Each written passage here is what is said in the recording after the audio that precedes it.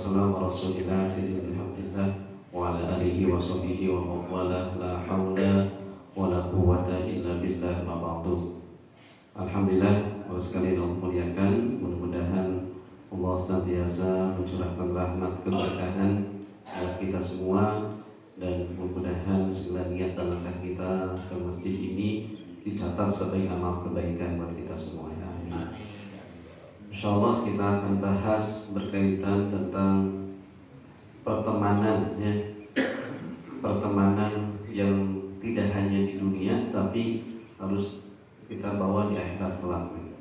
Jadi pentingnya kita musahabah, berteman dengan hamba-hamba Allah yang sholih, yang senantiasa mengingatkan kita kepada Allah. Dan kita perhatikan dalam sejarah, termasuk di dalam sejarahnya Nabi Musa, ya. Kemudian juga kita lihat tentu dalam sejarahnya Nabi Muhammad SAW dengan para sahabat yang senantiasa ingin bersama. Seperti salah satunya adalah ada sahabat Thauban, ya, Thauban. Jadi sahabat Thauban ini beliau senantiasa berjumpa setiap hari, setiap saat dengan baginda Rasul. Suatu ketika Rasulullah menceritakan tentang hari akhir, hari kiamat. Kemudian beliau pun sedih. Ditanya, kenapa kau sedih wahai Thauban? Ya Rasulullah, kalau di dunia ini kami bisa bersama engkau, bareng sholat berjamaah bareng gitu, ya, kemana-mana bareng, berjuang juga bareng, ya.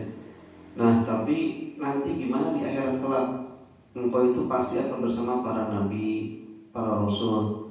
Tapi bagaimana nih saya ini, kata Thauban ini.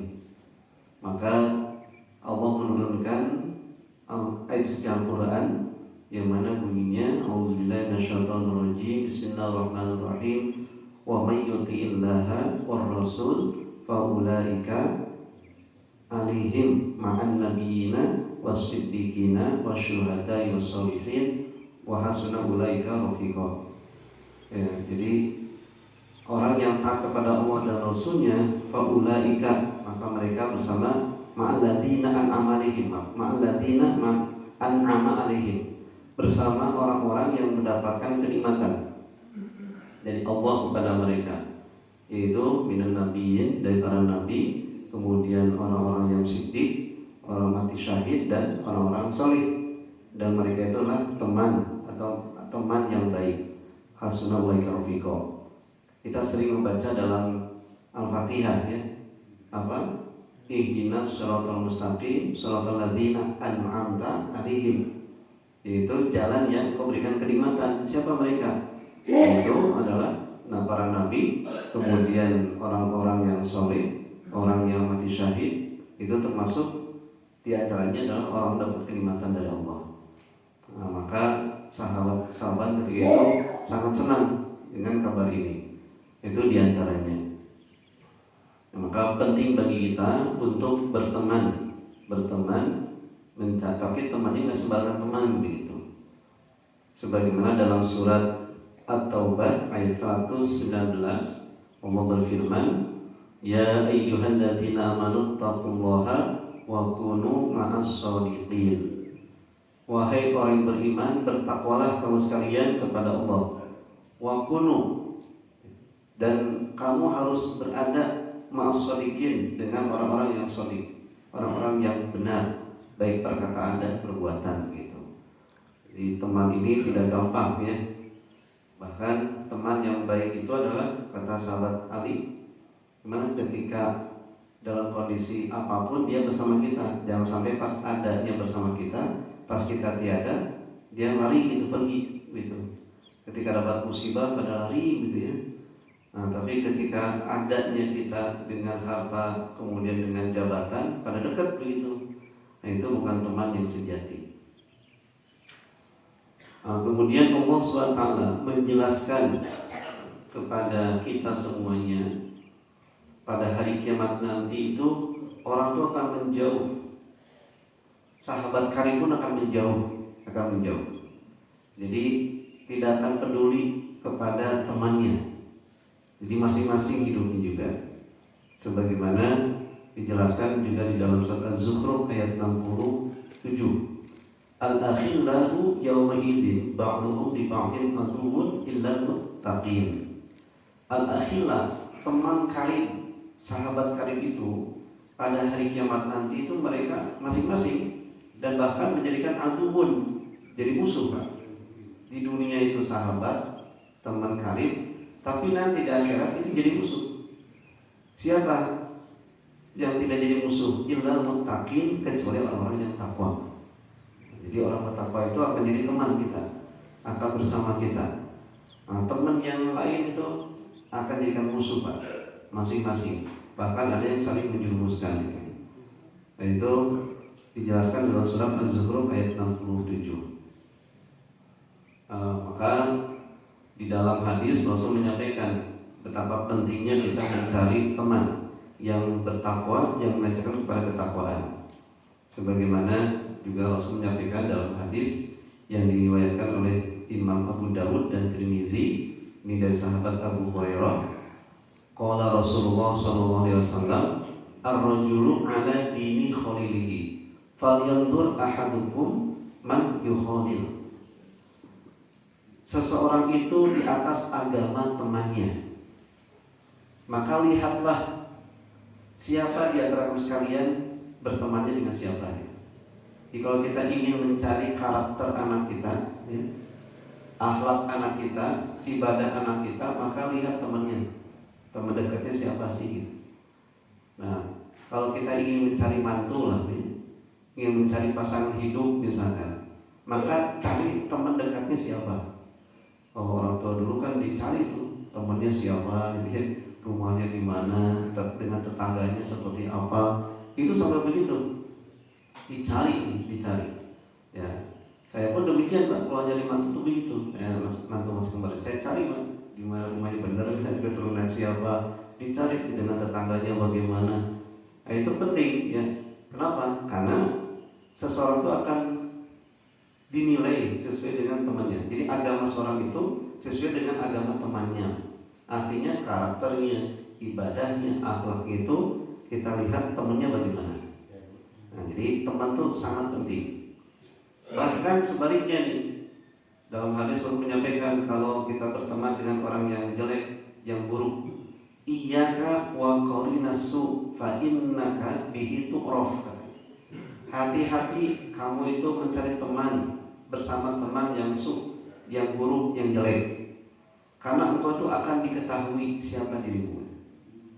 Jadi tidak sedikit yang membocorkan rahasia kita lah. Kalau temannya itu jelek, jadi ketahuan. Bahkan kalau sekarang kan teman kita misalkan taruhlah pejabat, terus pejabatnya ketangkap, gimana, Pak? Resahnya luar biasa. Aduh, gimana nih saya, nasib saya gitu. Nah, itu kan tu'raf, akan ketahuan siapa dirimu itu. Itu kalau berteman dengan orang yang tidak baik ataupun akhlaknya buruk. Jadi iyyaka wa qarinasu fa innaka bihi tu'raf. Hati-hati ya bersama teman yang jelek, yang busuk, yang buruk, karena engkau akan diketahui dengannya. Nah, itu diantaranya ya. Nah, kemudian Rasulullah SAW itu menggambarkan dalam hadis, yaitu berteman dengan yang soleh dengan berteman dengan orang yang buruk, yang jelek. Ini hadisnya sudah makruf, hadis riwayat Muslim ya, dari Abu Musa Al-Asy'ari. Qala Rasulullah sallallahu alaihi wasallam, innama masalul jalisis sholihi wal jalisis su kahamil misk wa nafihir kir. Jadi perumpamaan al-jalis as-solih, teman yang soleh dengan teman yang tolih. Apa sih? Kalau yang solih itu pakai solih itu baik. Kalau yang jelek, yang jahat itu namanya tolih. Bedanya toh. Kalau solih baik, kalau tolih buruk. Solih itu anak yang soleh kan, tapi jangan sampai anak yang tolih. Maka jangan toleh. Dikit-dikit toleh. Itu dikata bahasa Arab tolih, artinya busuk, jelek. Ya. Perumpamaan teman yang baik dengan yang Kahamil misk, seperti halnya minyak wangi. Minyak wangi, wana fil khir, dan juga seperti halnya tukang bakar-bakaran. Fahamil miski imma ayyuh tiyaka wa imma an tabta'a minhu wa imma an tajida minhu rihan thayyibatan. Nah, kalau kita berteman dengan yang baik, itu seperti halnya dengan tukang minyak wangi. Apakah kamu itu membelinya, minyak wangi tersebut, atau kamu dikasih? Kita suka kalau ke mall ya, suka nih cobain minyak wangi ya, disemprot yang mana? Oh iya wangi, nah, minimal itu Pak. Ya, atau yang ketiga, kita mendapatkan wanginya baik bagus gitu. Itu perumpamaan kita berteman dengan yang baik itu begitu, seperti tukang minyak wangi. Apakah kita membelinya atau misalkan kita dikasih, ini hadiahnya lah, hadiahnya. Ya minimal itu baunya, kadang-kadang suka apa? Pakai kertas nih, bau. Nah, lumayan lah ada wanginya gitu. Tapi kalau berteman dengan yang tidak baik, yang tidak bagus, itu seperti apa? Seperti tukang bakar-bakar.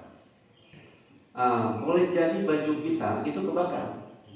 Ya dengan berteman dengan yang merokok kan suka bolong, dia suka bolong gitu. Sarung kita. Atau minimal baunya ada. Apakah bakaran sampah atau apa, ada ya. Baunya itu ada. Nah itu perumpamaan berteman dengan yang baik dengan yang buruk, yang jelek. Nah, itu digambarkan oleh Nabi Muhammad SAW. Nah kemudian kita pertama harus mencari teman yang baik ya, supaya selamat dunia dan akhirat. Yang kedua, harus saling mencintai. Nggak cukup hanya berteman saja, harus saling cinta mencintai. Kata Imam Ghazali, bukti cinta itu adalah lahir daripada hati ya. Hati, bukan lahir daripada zuhir. Kalau zuhir itu kalau misalkan dia cakep, cantik baru berteman misalkan. Kalau punya uang baru berteman, itu bukan dari rasa cinta, tapi harus dari lubuk hatinya. Namanya teman itu ketika ngajak kepada kebaikan ya, atau misalkan dia dikoreksi, ya harus rela. Misalkan seperti dokter lah, dokter kalau koreksi kita nggak marah gitu. Bapak ini susah untuk diobatin, kenapa? Ya makan obatnya juga jarang, kan kita nggak marah gitu, nggak marah. Nah teman baik itu begitu Pak. Ketika kita dikasih nasihat itu nggak sakit hati.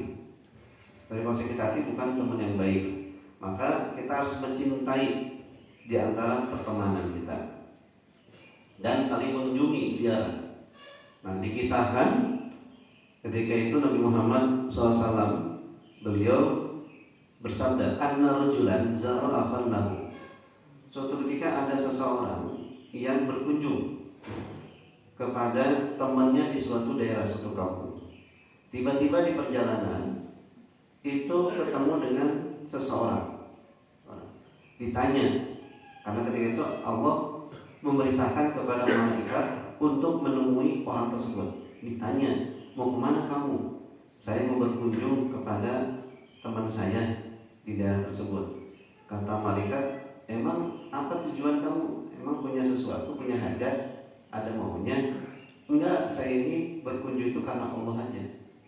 Jadi benar-benar karena Allah, bukan saya ini la ghair anni ahbabtuhu fillah. Tidak ada yang lain kecuali saya ini mencintainya aja, udah cukup cinta aja. Maka laki-laki tadi menjawab, qala fa inni rasulullah ilaika. Sesungguhnya aku inilah utusan Allah, malaikat. Bi anna Allah qad ahabbaka kama ahbabtahu fihi. Sesungguhnya Allah itu telah mencintaimu sebagaimana kamu mencintai saudara kamu. Jadi kalau kita berkunjung ke teman kita itu ya karena Allah saja. Ada teman saja misalkan di Jogja, pergi aja. Nah itu kalau kita mencintainya, maka Allah sudah mencintai duluan, sudah cinta kepada orang tersebut. Kalau Allah sudah mencintai kita, udah beres urusannya kan, gitu ya. Karena Allah mencintai kita. Nah, ini hadis yang diriwayatkan oleh Imam Bukhari, Imam Muslim dalam sahihnya. Kemudian dalam hadis yang lain Rasul menyampaikan, man 'ada maridan aw zara akhan lahu fillahi nadahu munadin antibta wa taba mamsyaka wa tabawwata minal jannah manzilan. Barang siapa yang menengok orang yang sakit, menjenguk orang yang sakit, atau ziarah berkunjung kepada saudaranya, temannya, fillah karena Allah, bukan karena siapapun atau apapun. Tujuannya bukan untuk apapun, bukan untuk pinjam, bukan untuk apa-apa lah ya, karena Allah saja. Maka ada malaikat yang menyuruh kepadanya dengan tibeta wa tauba mamsyaka. Ada 3 tuh. Engkau baik, engkau bahagia, dan perjalanan itu baik. Jadi perjalanan kita itu baik ketika berkunjung. Yang ketiganya, wa tabbawata minal jannah manzilah, dan tempat kembalimu adalah surga. Jadi baik, jalan kita pun baik. Yang ketiga, tempat kembali kita adalah surga.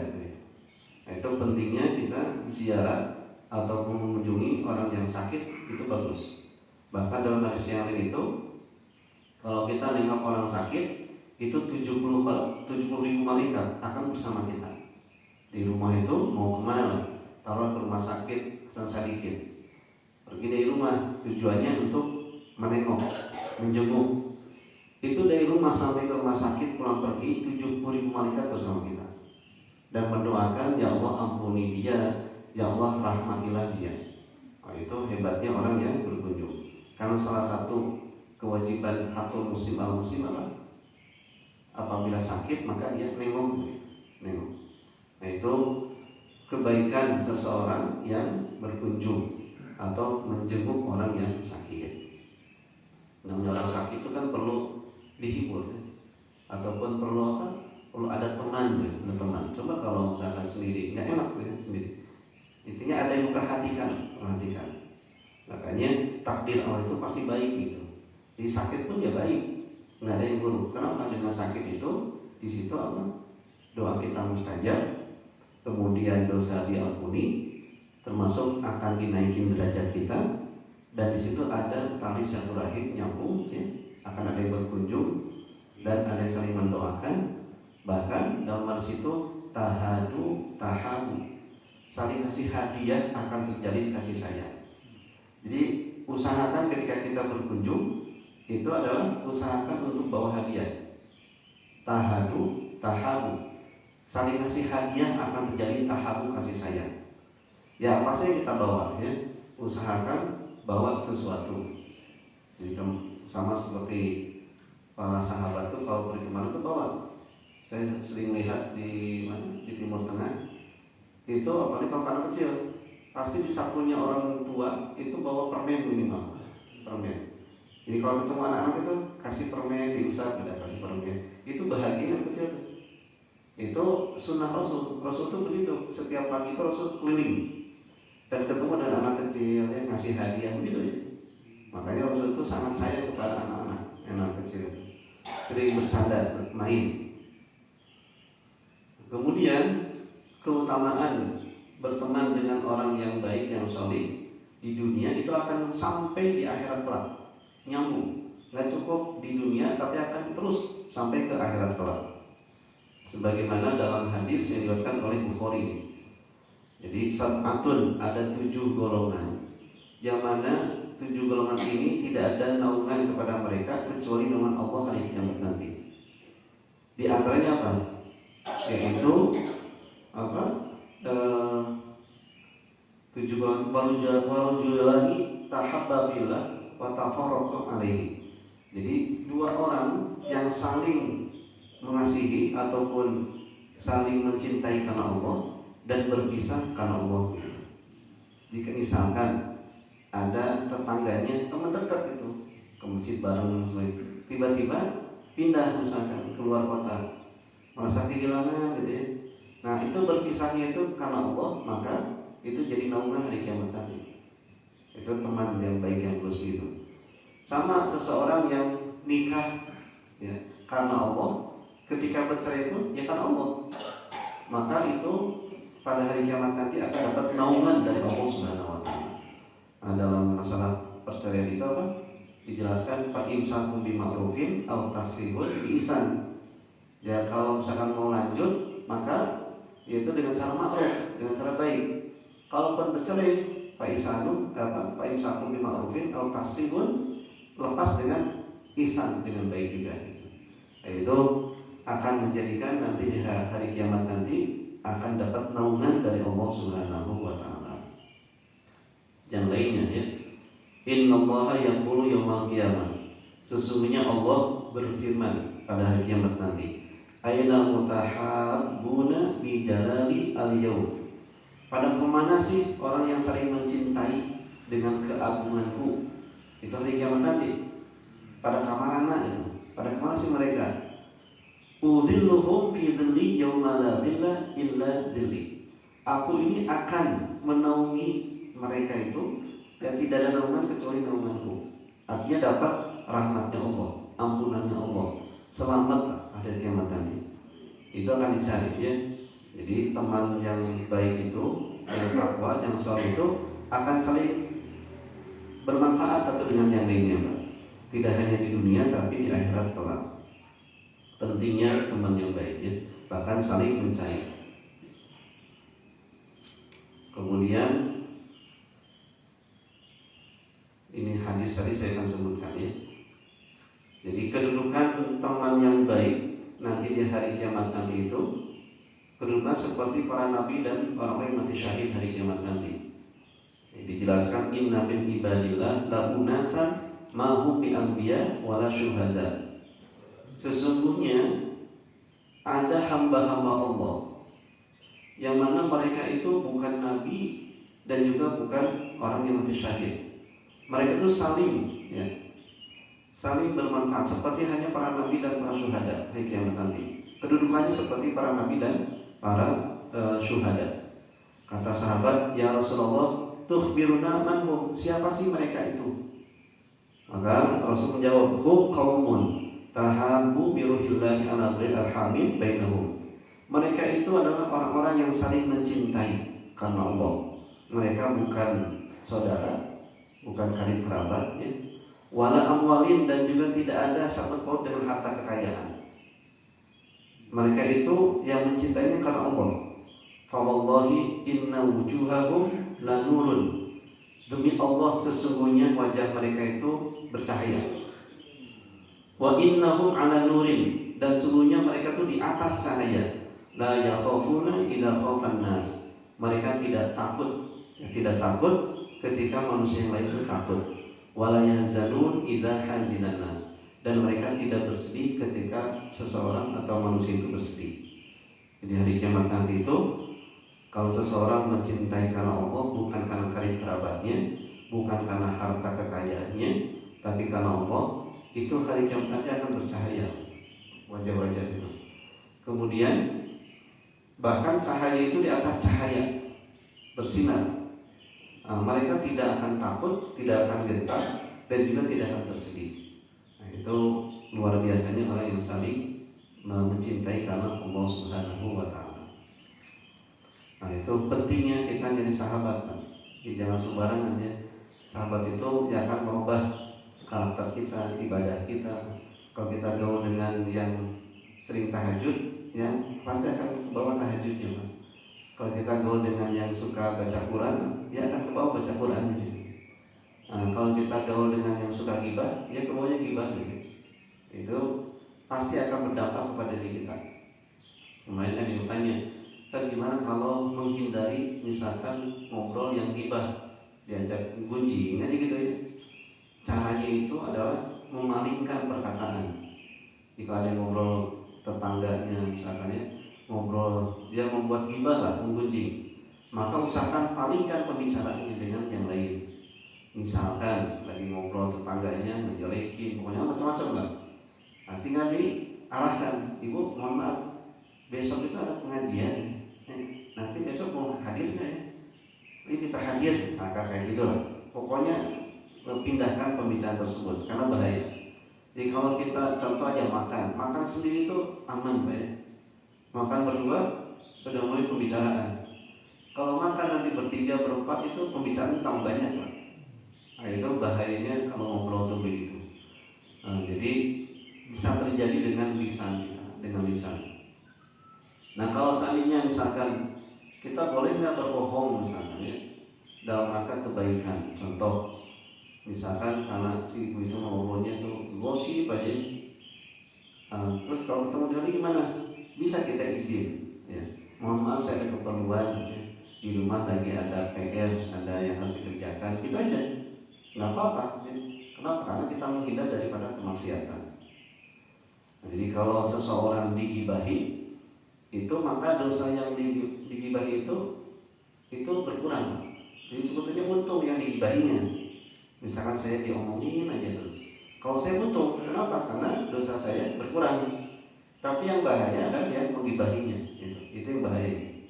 Nah kalau misalkan dosanya sudah mulai berkurang ya, dan bahkan bisa pindah dosa saya kepada orang yang digibahi, orang yang menggibah, itu bahaya. Jadi dengan pertemanan ini bisa membawa kita sukses ya, bisa membawa kita malah menjadikan musibah bencana.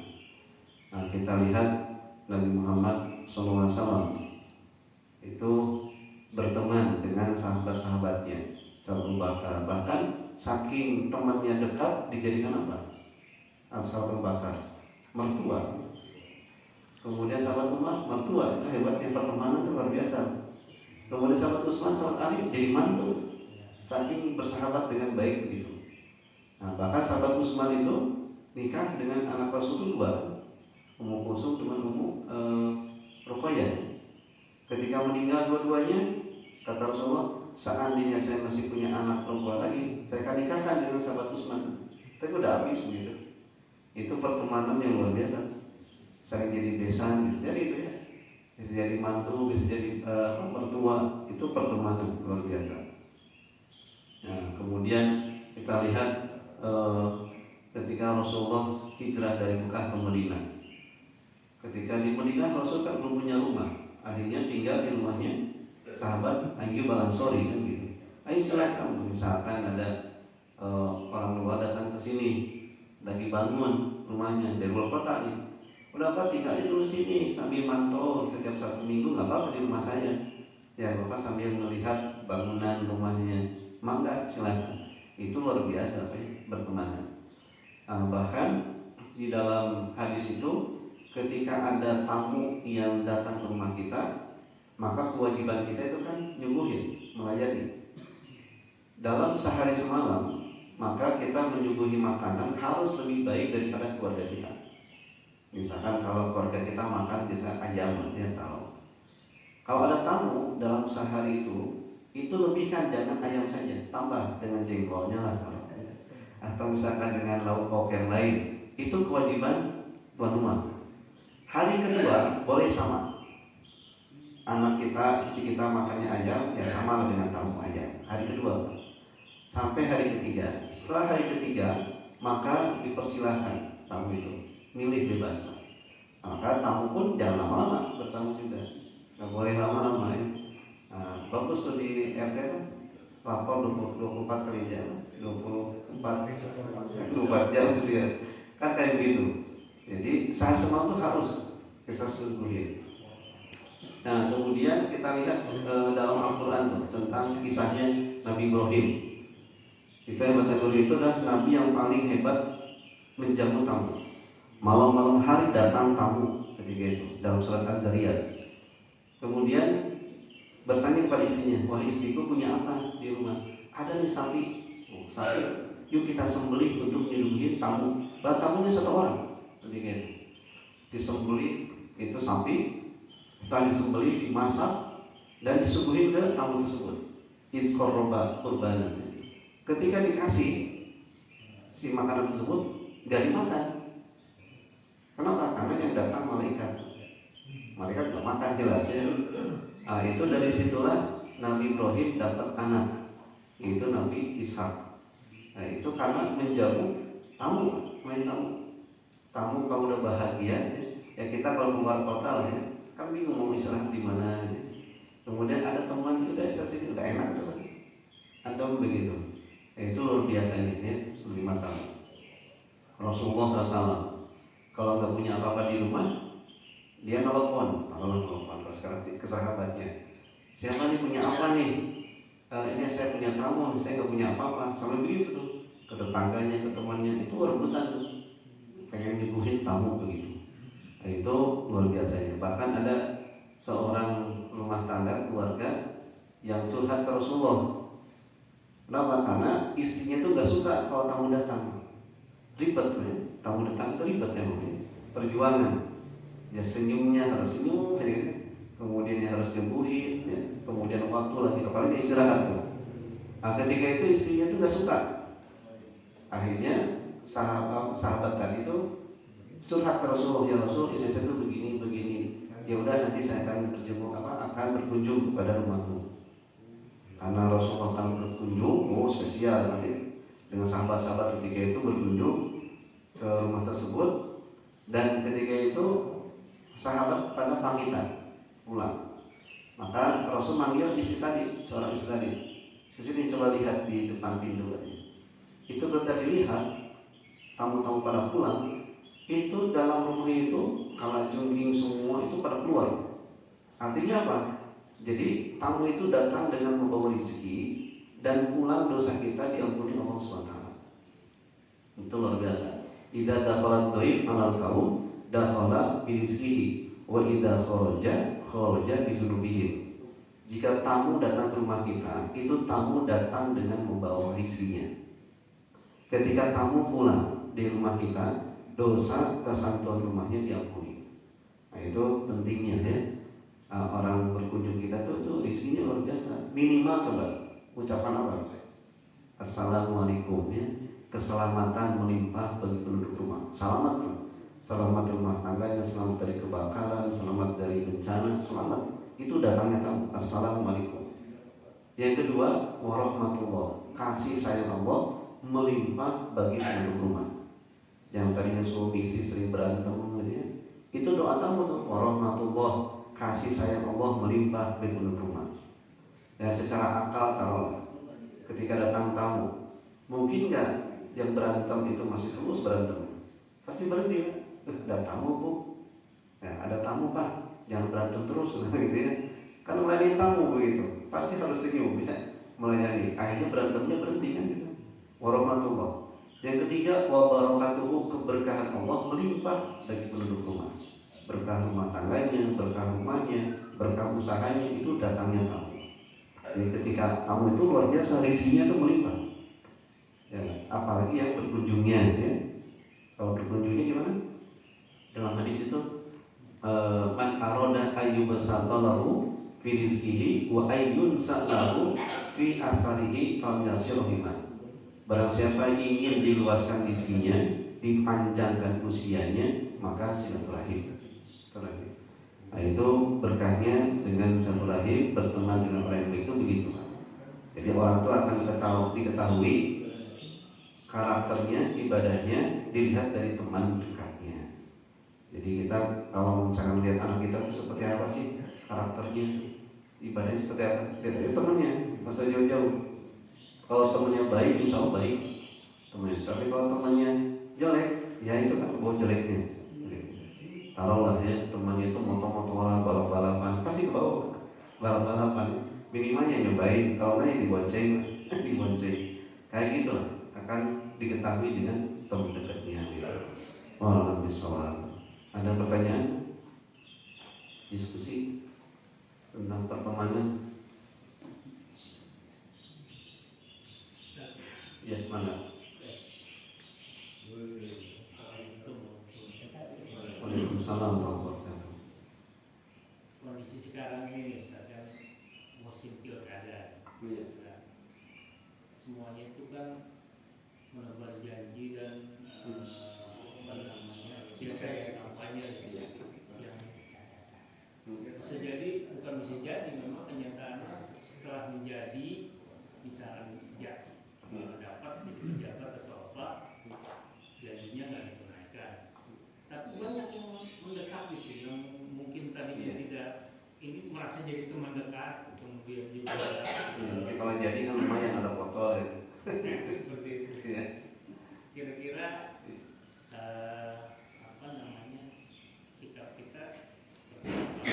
Kan itu kan kelihatan memang duniawi, tapi Iya. semua orang ini dakwah. Ini jalan saya kita untuk memperbaiki lewat sini. Iya. Tapi ketika sudah jadi, boro-boro ingat dakwah, sama aja gitu. Mohon maaf, ini kan kalau kita lihat dari fakta gitu ya, statistiknya justru yang banyak melakukan pelanggaran, yang banyak melakukan hal-hal yang di luar daripada seharusnya itu orang-orang itu gitu, bukan rakyat jelata yang umum. Iya. Ya itu fenomena ya yang terjadi masyarakat. Jadi janji itu tentu adalah salah satu wajib ditunaikan ya. Kan salah satu ciri munafik adalah iza wa'ada akhlafa. Kalau dia berjanji maka dia mengkhianati janji tersebut, ingkar. Nah, kalau seseorang mau mencalonkan ataupun jadi pilkada atau apa, maka usahakan rencana program. Jangan janji sebetulnya ya. Jadi mengatakannya apa? Ya rencana programnya akan dilakukan ketika saya jadi bupati misalkan. Jadi bukan janji sebetulnya harusnya itu. Program-program yang insya Allah itu udah bagus kalau gitu. Kalau udah janji-janji ya nanti akan ditagih janjinya baik oleh masyarakat ataupun oleh Allah nanti hari kiamat nanti kan gitu. Itu bahaya. Ya. Nah kemudian bagi kita ya kalau mendekat karena sesuatu ya bukan karena Allah lagi, karena jabatan berarti bukan karena Allah lagi gitu. Ya, itu kan sesaat. Taruhlah misalkan dia jadi bupati, berapa lama sih bupati itu? 5 tahun jadi bupati, jadi teman lagi, udah beres. Berarti bukan karena teman yang sejati makin baik, tapi karena ada sesuatu yang diinginkan. Berarti tidak masuk dalam kategori hadis ini gitu. Ya, jadi tidak masuk. Karena ada sesuatu yang diinginkan. Nah, kita jangan sampai begitu melakukannya. Ya, jadi kalau jadi bupati, hayu, nggak jadi bupati, hayu gitu. Kalau berteman itu. Kemudian yang lainnya adalah jangan sampai sukhriyah, memperolok-olok satu dengan yang lainnya. Itu juga bahaya. La yasal qaumun min qaumin asa ay yakunu khairan minhum wala nisa'un min nisa'in asa ay yakunna khairan minhunna. Nah, ini bahayanya dalam pilkada atau apa? Saling memperolok gitu. Jangan satu kaum dengan kaum yang lain saling memperolok, karena boleh jadi yang diolok-olok itu lebih baik daripada yang diolok gitu. Nah, itu dalam surat Az-Zariyat kan apa? Al-Hujurat ya, masalah. Al-Hujurat ya. Nggak boleh tuh. Misalkan nomor 1 dengan 2 saling memperolok, itu yang nggak boleh ya, menjalinkan. Jadi suka ada ya, saya pernah diminta masukan oleh seorang kiai lah ustadznya, gimana nih kalau saya nyalonkan jadi dulu waktu itu jadi mau jadi gubernur, yang lain masuk akal, saya enggak. Kenapa? Kalau Anda misalkan jadi gubernur, itu yang tadi bisa nasehatin presiden nggak bisa. Kenapa? Karena jadi bawahan presiden, dikasih nasihat. Kalau jadi kiai ustadz masih bisa, tapi kalau jadi gubernur nggak bisa. Itu pertama. Yang kedua adalah dakwahnya udah ngumurin lagi. Pasti dakwahnya itu adalah ingin mencari masa, bukan karena Allah lagi itu dakwahnya. Itu yang kedua saya sampaikan. Yang ketiga, Anda itu nggak mungkin ngantor upacara dan sebagainya, karena pasti undangan mana-mana ceramah sebagainya. Kalau seandainya ngantor, nggak mungkin begitu. Nah itu akhirnya Anda nggak jadi. Yang lain sepakat dulu jadi gubernur, ada sampai bikin apa dulu itu tim sukses, buat perencanaan ini. Saya nggak setuju ada saya. Nah itu akan jadi teman itu harus begitu. Nasihat itu benar, jangan sampai sakit hati juga dinasihati, kan bahaya. Dan pasti keburukannya akan dimunculkan. Yang tadinya ditutup oleh Allah aibnya, karena saling menjatuhkan, itu kebuka aib-aib yang lalu. Pernah seperti yang di Jawa Timur, dulu mau jadi gubernur juga pernah. Kan aibnya dikeluarkan, muncul, jadi nggak jadi gitu. Nah itu sambil begitu bahayanya dalam perpolitikan kalau nggak hati-hati. Padahal Allah sudah nutup. Jadi kalau Allah sudah menutup aib, jangan dibuka, jadi bongkar. Suka ada yang merasa pede, bangga kayak gini. Sekedar ngobrol, dia udah tobat, udah soleh, dan jangan sampai dia membuka aibnya. Oh, saya mah dulu mah tukang maksiat, judi, minum arak. Nggak boleh. Merasa bangga dengan maksiatnya nggak boleh. Kalau udah tobat, udah jangan mengungkapkan masa lalu. Itu nggak boleh dalam Islam. Karena Allah sudah menutup aibnya. Sudah ditutup, udah selesai. Jadi bongkar-bongkar lagi itu gitu. Dia tidak boleh bangga dengan kemaksiatan masa lalu gitu. Allah bisawab. Ya, ada lagi?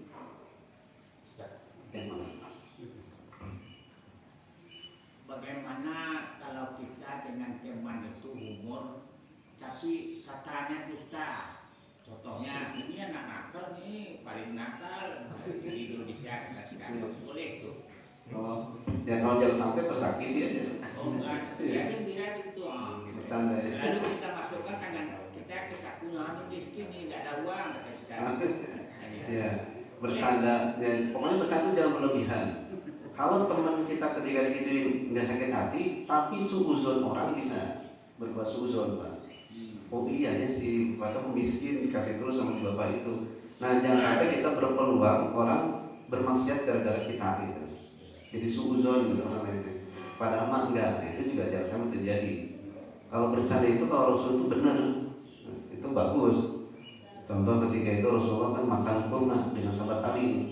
Rasul makan kurma, sahabat Ali makan kurma. Ketika sahabat Ali makan kurma, bijinya digeser ke Rasulullah. Ketika itu Rasulullah makan kurma, bijinya ditaruh di depannya. Kata sahabat Ali, ya Rasul, makan kamu luar biasa, makan kok ya Rasul, begitu banyak sekarang. Kata Rasulullah, siapa yang makan banyak? Justru kamu yang makannya banyak. Emang kenapa?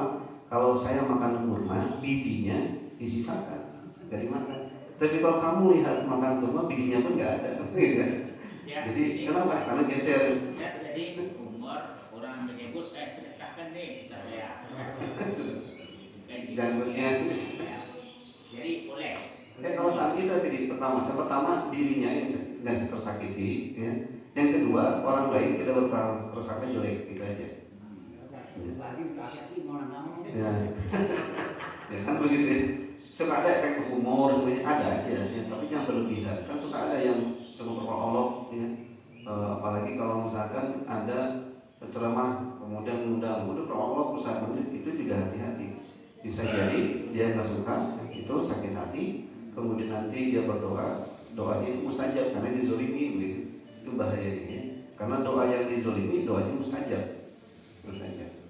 Nah, makanya salamatul insan bihifdil lisan. Seseorang itu akan selamat kalau bisa menjaga lisannya. Lisan itu bahaya ya. Pokok durja tidak disayki burukun wala baro'at bima jarha lisan. Terkadang pedang melukai badan mudah diobati. Tapi kalau lisan melukai hati susah dicari obatnya. Jadi kalau masak misalkan kena nih sama pisau itu mudah diobatin, nah, gampang. Tapi kalau lisan melukai hati susah dicari obatnya, Pak. Bisa jadi reuni nggak ketemu gitu. Bahkan lebaran itu nggak ketemu gitu. Kenapa? Karena lisannya melukai hatinya.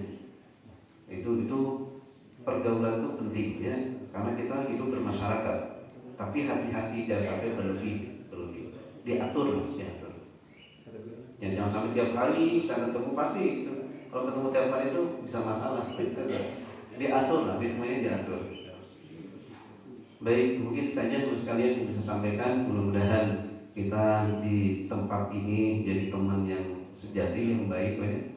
Dalam rangka taat ibadah kepada Allah, salat berjamaah, ngaji bareng ya. Sehingga nanti hari kiamat nanti saling berikan syafaat. Artinya saling tolong menolong lah. Jadi jangan ingat di dunia, harus ingat nanti di akhirat kelak sama-sama. Terima kasih, mudah-mudahan bermanfaat. Kita akhiri dengan doa fituh majlis. Subhanallah, asyhadu an la ilaha illa anta, astaghfiruka wa atubu ilaik. Assalamualaikum warahmatullahi wabarakatuh.